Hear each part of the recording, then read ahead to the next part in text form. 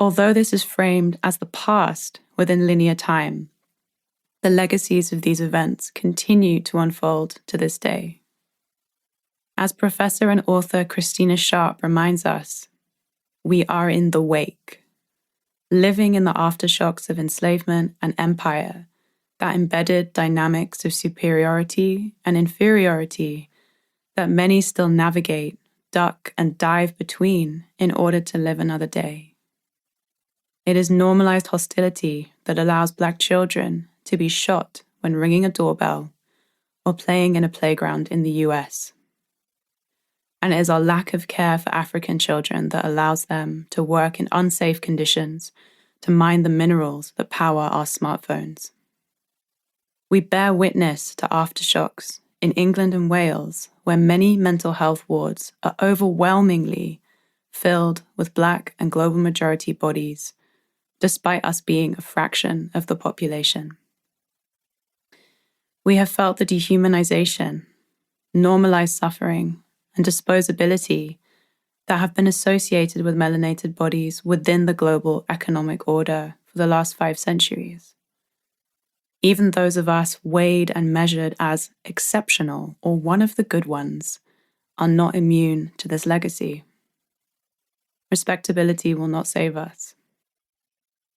May this spell be broken and our bodies be held as sacred by all beings, looked upon with kind eyes and trust. May we once again feel beautifully intertwined in the web of life, weaving reciprocity as we dance, the sun caressing our faces. May we know that our lives hold deep value and that they are intricately connected to the ecosystems we are a part of. May we have the space to share our gifts and be resourced enough to experience ease, rest, and pleasure in our days. May we have the courage to tend to our wounds and move towards aliveness. How can we break this spell, compost the path of domination we are unconsciously marching along? I do not claim to have the answers, but I sense that tending to grief is a crucial place to begin. Tending to my grief enabled me to orient to and understand the power dynamics and histories I am entangled in that were keeping me separate from many of my kin. This unraveling began while I was employed as an education mentor at a restorative justice school in West Oakland, California, with students who had been impacted by incarceration, food insecurity, and the war on drugs. I quickly realized that my insulated upbringing meant I could not relate to what they were experiencing.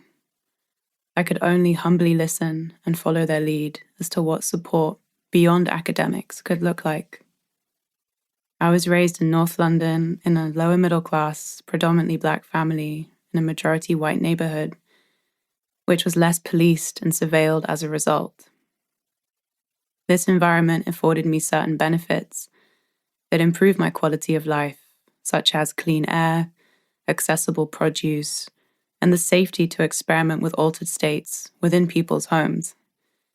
But ultimately, it did not protect me or my family from the harmful aftershocks of colonization.